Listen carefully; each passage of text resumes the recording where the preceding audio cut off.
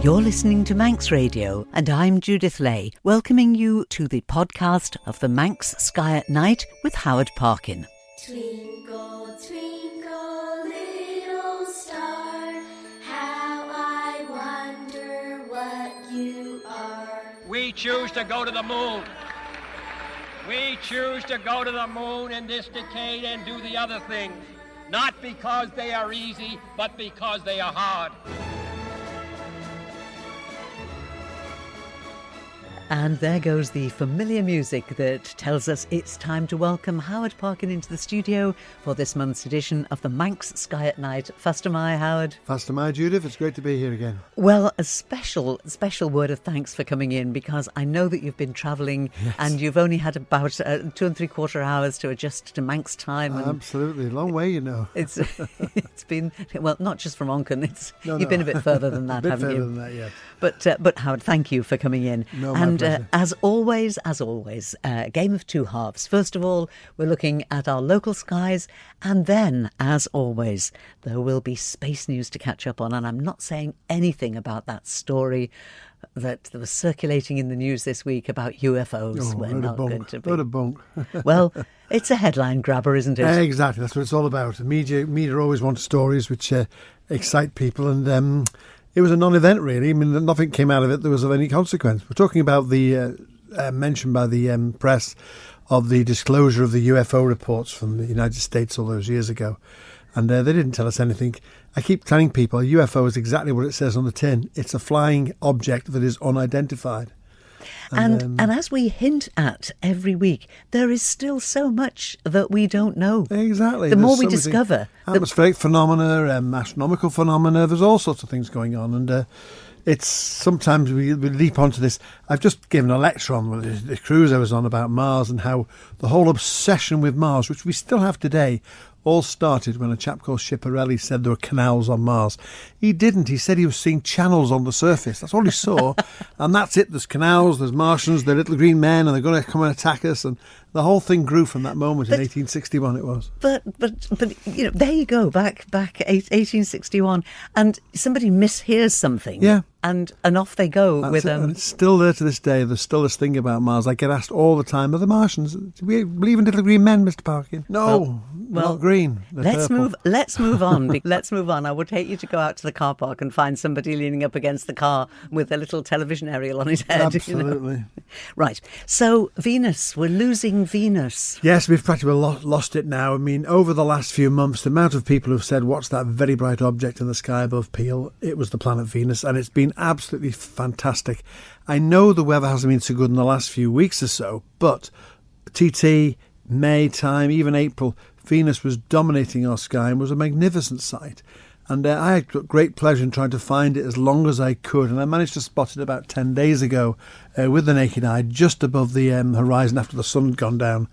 And compared to as it was, long before that, but what's happened is Venus is now passing between the Earth and the Sun.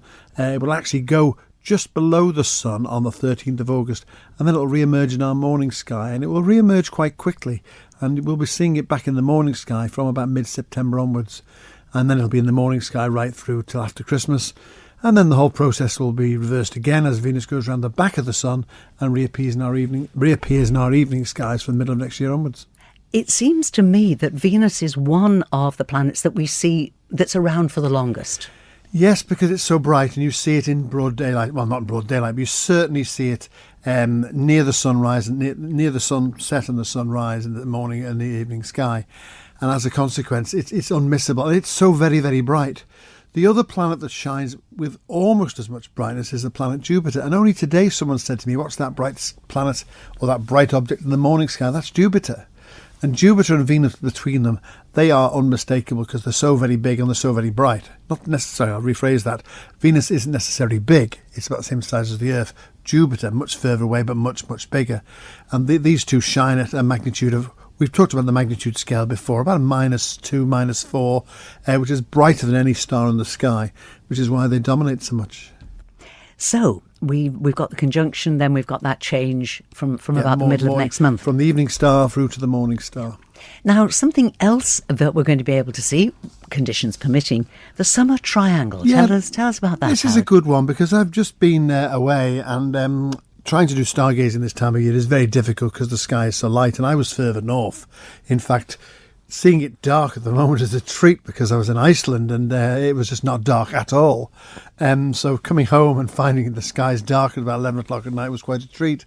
But even from places like Norway and Iceland where I've been, is a place where your sky doesn't get dark, but when you let it get a little bit dark, when the sun is well below the horizon, the first stars that come out this time of year are the 3 stars of the summer triangle. And that's always, to me, as an astronomer, a challenge to try and find those 3. There's 3 stars, and they dominate the evening sky. You can't mistake them once it starts to go a little bit dark. And they're quite big. I mean, halfway up the sky from the roughly about 20 degrees up the lowest one to about 40, 50 degrees up the highest one. And they really shine this beautiful equilateral triangle made up of the 3 stars of Vega, Deneb and Altair, and Aquila the Eagle. Well worth looking for, and when you've seen those 3, well, once you can see them, you can start to see other things coming out as the nights start to get a bit darker. Well, yes, you said the word now, and I hate to say this, but the nights are noticeably drawing in, aren't Definitely. They? As I say, I noticed it because I've been away and I've come back now, and end of June it was beautiful evenings and it was not dark. It was dark about midnight, but it was noticeably light right through till about 11 o'clock, and Venus dominating the sky, as I mentioned earlier. But now, of course, about 10 o'clock, it's noticeably dark. Tonight, it's practically pitch black. I know we have tinted windows here at Manx Radio, but it's practically pitch black out there now. Yeah, mind you, with us being so much hill fog about, I think that doesn't help. Yeah, filthy night. But we won't let Mr. Pearson get away with this. What will we see in the night sky? Clouds, and that's it. That's the whole contribution to the programme, he said. He's going to get stick when I see him I know that I could tell that was going to be. I heard that. I knew he was on dangerous ground. Very dangerous ground. Let's move on quickly. Let's move. We better have. Be brave about it. Once in a very blue moon is once in a blue moon. It's a phrase, isn't it? It is a phrase, but it has got proper foundation, hasn't it? It has indeed. I mean, the official phrase for a blue moon is when you get 4 moons in 3 months. In a 3-month period, you get 4 moons. Then the 4th one is a blue moon. Now, that has been corrupted over the years now, and now we've decided unofficially that the term blue moon refers to when you get 2 full moons in 1 month. And guess what? The month of August 2023, we have 2 full moons. We have a full moon at 7:30 on the 1st of August, on Tuesday, and we have another full moon on the 31st. I'm not sure the exact time, I haven't got that written down here, but we have a second blue moon, or a second full moon in August, which is deemed a full moon. But for all you star watchers out there, it's not just a blue moon, it's a super moon. So it's a full super blue moon. And it won't be blue, it'll be red. Oh, stop. Now you're getting me confused. Quite seriously, the term supermoon, of course, refers to the fact that the moon is slightly nearer to us. When the moon is what we call perigee, closest to the Earth, peri, near, G, Earth, when it is slightly nearer to the Earth than it normally is, then it does appear slightly bigger. So the term supermoon is given when it's within 90 degrees of perigee at full moon. Or new moon, in fact, is the same term is used for that. But that's what we've got this year, so look out for that. Beautiful, hopefully full moon in a couple of days' time, and then just about 28 days later we've got another one coming along at the end of August. So what did you mean when you said and it's going to be red? Well, because this time of the year, because the location of the moon on its orbit, the moon doesn't get high above the horizon. It sort of glides above the horizon, doesn't get particularly high above the horizon. Now, we've all seen the red sunset, we've all seen full moons rising red colour. Well, the moon will be exactly the same as it normally is. It'll be reddish in colour as it rises, and it doesn't get that far from the horizon, so it's going to be reddy orange or yellowy colour all the way through, and then as it sets, it'll go red again. So, as I say, it's going to be a blue moon, but it's going to be red. Only Howard. Only Howard could produce that for us.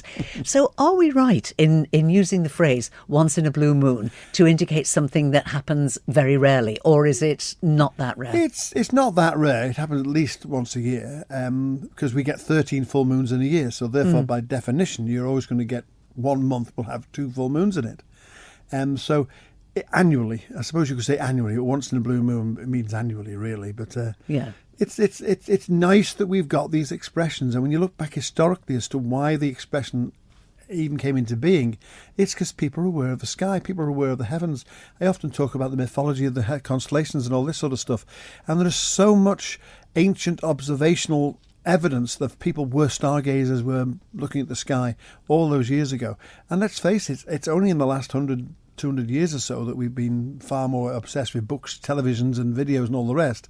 Up until then, the sky was a great form of entertainment and a great source of stories and myths and everything else.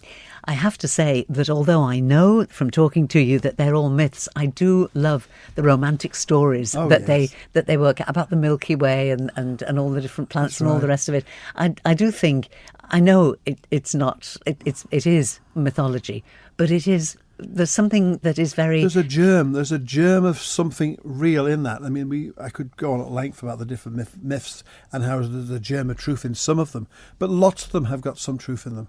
And people often say to me, quite often, "Oh, how on earth do you see that as a bear? It looks nothing like a bear." Well, we're just as bad. I've just told you about the summer triangle. That triangle is a modern invention, if you like. It's not that modern, but it's a feature of the sky that we use a convenient shape to describe it. So our constellations are the summer triangle, or the square of Pegasus, or the winter hexagon, or the circlet of Pisces. We have all these features in the sky that have common names. These are what we call asterisms. It's not a constellation, it's an asterism. When you join together different stars to make a shape that is more familiar to us, that's called an asterism, unlike the 88 constellations, which were born with the mythology and all the rest from the ancient times. So there is always something to add to the vocabulary, isn't there? Always. There's always another word. Now, Jupiter. Yeah, as I just mentioned, Jupiter is now taken over from Venus as the dominant planet visible in our skies, and quite easy to spot. It rises about 11 o'clock at night. It's in the constellation of Aquarius at the moment, and then it's very quickly going to move into the constellation of Taurus. And Taurus is one of the leading constellations that we get in the winter months. And so if you're stargazing about 2-3 o'clock in the morning, you'll see the stars of Taurus rising, which is an indicator that the winter's not far away, and Jupiter's going to be gliding through the stars of the Pleiades star cluster, another great place for legends, and the Hyades star cluster as well in Taurus. Taurus is, of course, next door to Orion. Orion is that one that dominates our skies in the winter, and Jupiter's dominating that part of the sky just at the moment. Now, the Perseid Meteor Showers are something that we often mention, but you're reckoning that we've got something quite dramatic coming along. Well, we have, because the Perseid Meteor Shower, there's always two great meteor showers each year. You've got the Perseids and the Geminids. The Perseids in August, Geminids in December. But this year, as I've just been saying, the full moon is on the 1st and the 29th. Therefore, middle of August, 12th of August, no moon around whatsoever. Possibly good weather, we can hope. Well worth a look. I've said this every year. I say this on the show, Judith.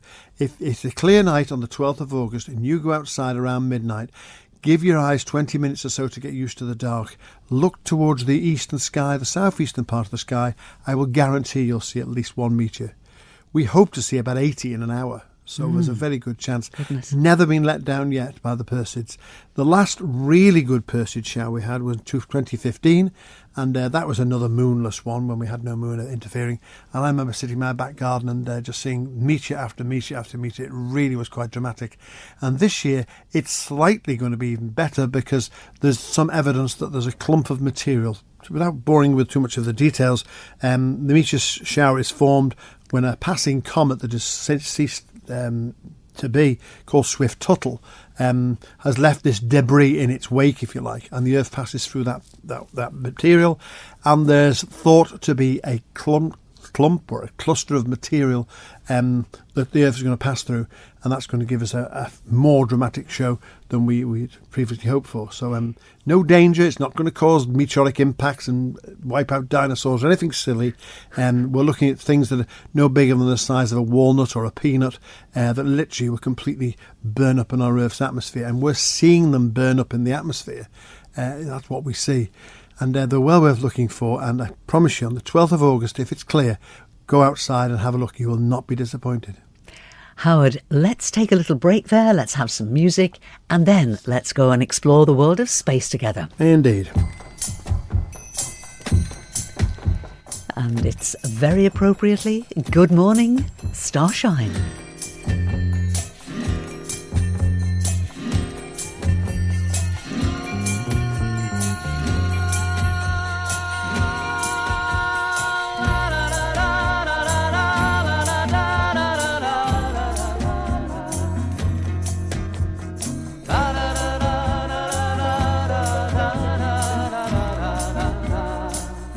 Good morning, starshine.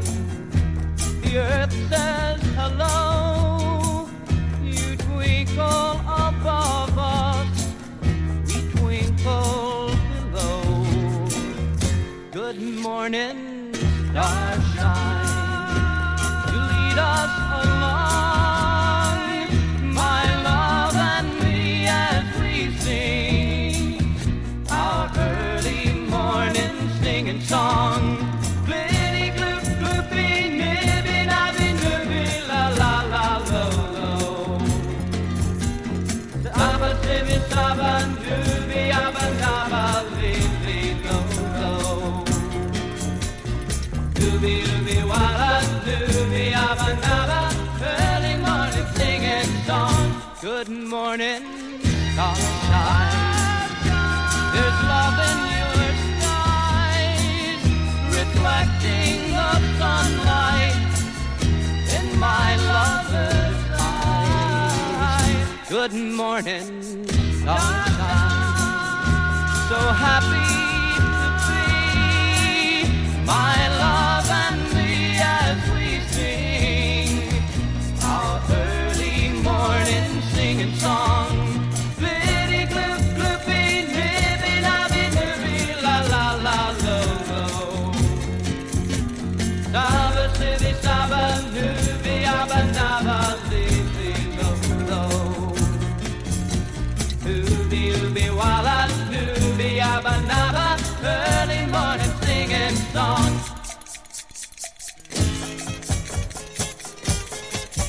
Well, I'm sorry, Oliver, but we're going to fade that music down now because we've got a couple of people joining in the programme. We love to hear from a listener. John, thank you very much indeed for getting in touch. And John says, I firmly believe in flying saucers. My wife throws them when I come home late from the pub. I love it. I love it. John, thank you very much for that. Very best wishes to you, John. Take care now. And Diesel has a question for you, Howard. And Diesel says, would you please ask the Starman if it's true that the moon is the same width as Australia? No, it's not. It's smaller. If we're looking at the actual diameter of the moon, we're roughly about 2,160 miles. If you look at the size of Australia from west to east, it's about 2,500 miles. So Australia as a continent is wider than the moon is as a diameter. It's a bit false because you've got a sphere. And, I mean, the moon, if you spread it out into a cartographic projection, of course, would be bigger. But actually, to compare the two side by side, if you like, Australia's bigger than the moon. But not a lot in it. No, it's about 400 miles, difference in it. Which so, is, when you're talking about thousands, is not very big. It's So pretty close. It is pretty close. Just shows you how big Australia is. Indeed it does. And how big the moon is. And how big the moon is, of course. Equally. Yes. So, Diesel, thank you very much indeed for that. And thank you also to John. It's great when people join in, isn't it, Howard? We like that. Is. We love it when we get questions. Please keep them coming. We like that. Especially if we do them in the break. That's they send them in the break. We can answer them this half. During the music break, that works really well. But if you think of something, or if you think of something you'd like Howard to talk about in a future programme, for example, the one at the end of August, you can email Howard at any time. Howard Parkin at Manx.net, yeah. Howard Parkin at Manx.net. Happy to do so, and I love doing questions. I get some great questions, and can't always give you the answers, but usually we can look them up if nothing else. Well, you're very good at saying, I'm not entirely sure, but I think it could be. So I've always got an opinion. Yeah. That's fair. That's what we want. Right, okay. So moving on. Renaming. There's a renaming ceremony this week. That's very important, isn't it? I put this in the beginning of this section because I really wanted to mention it because we're so honoured and pleased that James Martin's widow, Shirley, has agreed that we can rename the Isle of Man Astronomical Society's observatory the James Martin Observatory. We announced this some months ago now. We finally got it all sorted out. And at our monthly meeting, which takes place this Thursday, to which members are invited, guests can come along as well if they wish. But there will be quite a poignant ceremony when we actually have Shirley unveil the plaque, which is naming the observatory as forevermore going to be known as the James Martin Observatory. And I was there this morning, actually. Went there to make sure everything was okay for Thursday. And it's looking great. I've seen the plaque and they were ready to have Shirley unveil it. And it should be quite a moving moment, because James did so much for the Society over the years since we've been founded, since 1989. There was no contest, there was no debate about it when we suggested naming it after him. We all agreed. And what we like is we're going to call it the JMO, which is NASA speak. You always use initials. So we have the JWST and the HST. Well, now we're going to have the JMO, the James Martin Observatory. Well, He'll be up there looking at us saying, I didn't want it naming after me, but it looks good. Well, I'm sure it will be, as you say, a very poignant moment. But I know that this is something that's been tremendously important to you personally, Howard. Certainly has. It's a tribute to James, and I'm really pleased we could do it. I mean, we wish he was still with us. We were saying this morning when we were at the observatory, some of us, how we miss him. We miss his input and all. He knew so much about the whole topic of the subject of the observatory, and he's missed, but at least his name will live on at the premises. And the lovely thing is that people will come, they'll see that plaque, and they will ask who he is. Exactly. And then it'll give you an opportunity to talk about him, about his Absolutely legacy, right. And that's how the memory lives on. That's what we want to do. It's a legacy. It's a legacy, as you quite rightly put it. We wish you a very, very successful night on Thursday night. Now, I don't understand this. SpaceX water test. Well, what's a water test? Well, it's a how does it relate to space? Well, what SpaceX did in April, they launched their brand new rocket, their super duper rocket that launched, and it got so far up, and then they had to destroy it because it was successful in that it proved the system worked. They didn't quite keep as much control of it as they wanted, so they had to destroy it to avoid it causing any problems. But when it took off, it practically destroyed the launch pad. The power of the rocket, it was so vast. I mean, twice the power of a Saturn V they used to take them to the moon. And this launch pad, they're now saying that they didn't think the pad would be destroyed, but it might have had some damage. It blew a crater in the thing. It was absolutely amazing. So what they've done now, they've installed this water device. Imagine a big flat plate and you blast water at it at huge pressure, and this spreads water out in a huge gush of water at high pressure. So basically, as the rocket's taking off, the water is keeping the temperature down and the sonic forces down. And they tested it a couple of days ago, and it's a wonderful video. And they're now going to use that when they launch the next one, which is hopefully going to be in another month or two's time. This is SpaceX for you. They do things by the seat of the pants. They don't necessarily test it to the nth degree and then do it. They'll test by doing it and learning from their mistakes, and they've done very well so far. I mean, people laughed years ago when they said they're going to bring back the first stage of their rockets and land them on a barge in the ocean. What a load of rubbish. They've done it now over 100 times. Amazing.